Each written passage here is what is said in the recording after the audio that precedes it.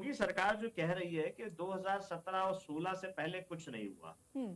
तो जैसे एक नालायक औलाद अपने बाप दादाओं को कोसती है ना जब खुद नहीं कुछ कर पाती, उस तरीके से योगी सरकार करती है और अपने कल्याण सिंह जी को कोसते हैं, राजनाथ सिंह जी को कोसते हैं, रामप्रकाश गुप्ता जी को कोसते हैं।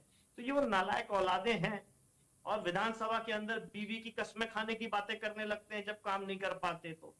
अब बताइए, जिनकी बीवियां नहीं है वो खुद कस्में खाने की बातें करते थे। ठीक है, ये सरकार चलाने का उनका ढंग है, उनका तरीका है, और आपको अच्छा लग रहा है, आप अच्छा बताइए उसको। उत्तर प्रदेश के अंदर माननीय अखिलेश यादव जी की सरकार में दूध उत्पादन में जो पहले गुजरात नंबर 1 हुआ हुआ करता था, उत्तर प्रदेश नंबर 1 हुआ। ये आंकड़े हैं, किसी किसी से कोई छुपी बात नहीं कि मैं प्रवक्ता हूं तो मैं अपनी पार्टी की वाहवाही बताऊंगा जो आप अभी कह रही थी। ये आंकड़े हैं। बिजली उत्पादन के लिए कार्य किया गया, बिजली उत्पादन में काम जो हुआ उसके बाद ये बता दीजिए 2017 में माननीय अखिलेश यादव जी की सरकार जाने के बाद कौन सा उत्पादन के लिए बड़ा पावर प्लांट लगाया गया। कोई एक नाम बता दे बिजली उत्पादन का। योगी पार्ट 1 में जो मथुरा से विधायक हुआ करते थे, मंत्री हुआ करते थे, वो कहां गायब है अगर उन्होंने अच्छा काम किया। और योगी पार्ट 2 में जो आए हैं वो तो खुद अपने गृह जिले में जाते हैं तो लाइट चली जाती है, कार्यक्रम आयोजन में अपनी चप्पल जूते भी ढूंढते हैं तो मोबाइल के टॉर्च से ढूंढते हैं। लखनऊ के अंदर किस तरीके से त्राहिमाम मचा था, लोग रात भर जाग करके बातें कर रहे थे बिजली के लिए। पुलिस सुरक्षा की बात हो रही थी, डायल 100 जैसी अत्याधुनिक व्यवस्था दी गई, बेहतरीन पुलिस हेडक्वार्टर दिया गया जो अमेरिका से तुलना की जा सकती है जिसकी। और ये मैं नहीं कह रहा हूं, ये तकनीक है, आप अभी भी उसकी तुलना कर सकते हैं जिसको योगी सरकार इस्तेमाल कर रही है। इन्होंने खुद ने अपना कुछ नहीं दिया। महिला हेल्पलाइन के लिए 1090 जैसी अत्याधुनिक व्यवस्था दी जिसमें नवनीत सिकेरा जैसे बेहतरीन अधिकारी को जिम्मेदारी देकर स्वतंत्र काम देकर के नियंत्रण रखा गया। ये तो लेकर के आते रोमियो स्क्वाड, जहां भाई बहन को पकड़ा जा रहा था, पति पत्नी को पकड़ा जा रहा था, और वो रोमियो स्क्वाड कहां है आज। आज उस रोमियो स्क्वाड को ढूंढने के लिए कोई एक स्क्वाड लगाना पड़ेगा। ये इनकी तो उपलब्धि है। लखनऊ के अंदर अस्पताल के मामले में कैंसर जैसा बेहतरीन एक अस्पताल दिया जिसका संचालन योगी मोदी डबल इंजन की सरकार नहीं कर पा रही है। गंभीर बीमारी होती है देश के अंदर, प्रदेश के अंदर बड़ी बीमारी है, उस इलाज के लिए कोई व्यवस्था नहीं है।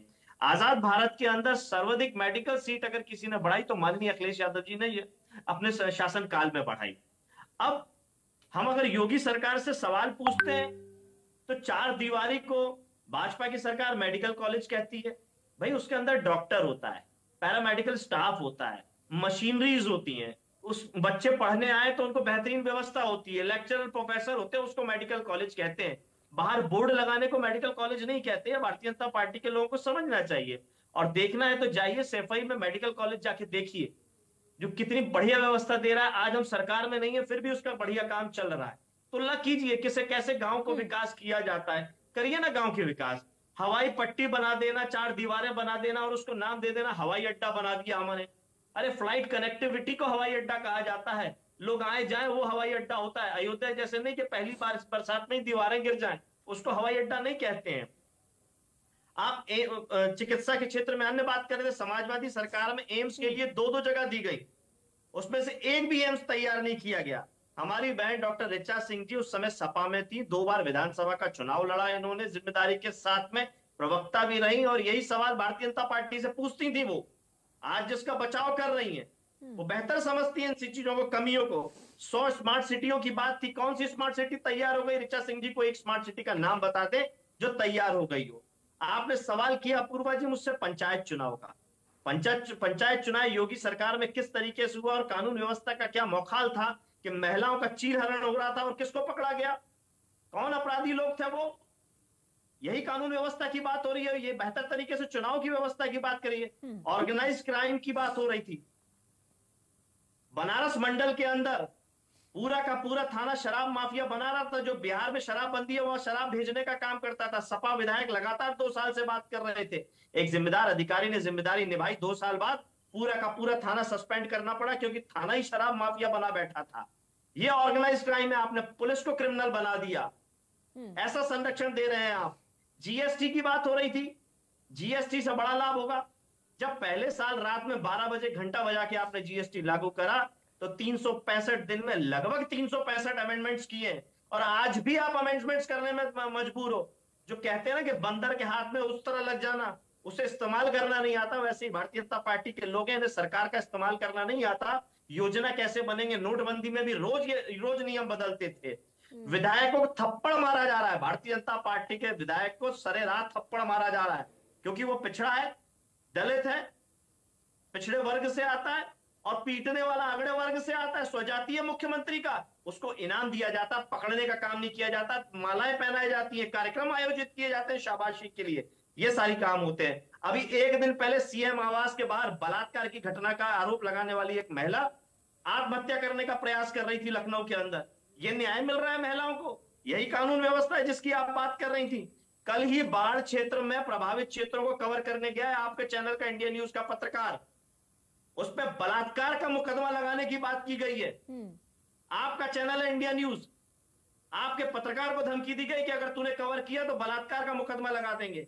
आप ही की महिला पत्रकार थी जिसको जो महाकुंभ में कवरेज कर रही थी उसके साथ छेड़छाड़ हुई। 3 दिन तक इंडिया न्यूज दिखाता रहा, कोई अधिकारी फोन तक नहीं उठा रहा था जिम्मेदारी के साथ में। आपने लगातार दिखाया, मैंने देखा जिम्मेदारी के साथ में। किस योगी सरकार की कानून व्यवस्था की आप बात कर रहे हैं?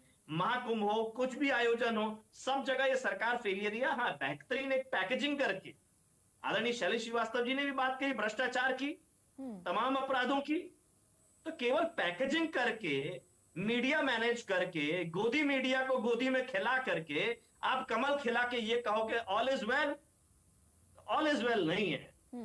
डॉक्टर ऋचा सिंह जी ने इतने सवाल पिछले 5 सालों में पूछे हैं कि भारतीय जनता पार्टी खुद जवाब नहीं दे पाएगी, और मोदी जी ने 2014 से पहले चुनी हुई सरकार से इतने सवाल पूछे कि अगर आज उसका रिप्ले कर दें तो ये दोनों लोग जवाब नहीं दे पाएंगे।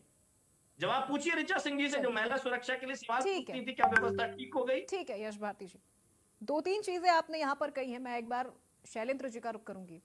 शैलेंद्र जी, परिवारवाद का जिक्र किया यश भारती जी ने भी, संदीप त्रिपाठी जी ने भी। वोट परिवारवाद का हम तो नाम ही नहीं लिया। एक मिनट मैंने परिवारवाद का बात मत डालिए। वोट चोरी का यहाँ पर मुद्दा उठाया गया।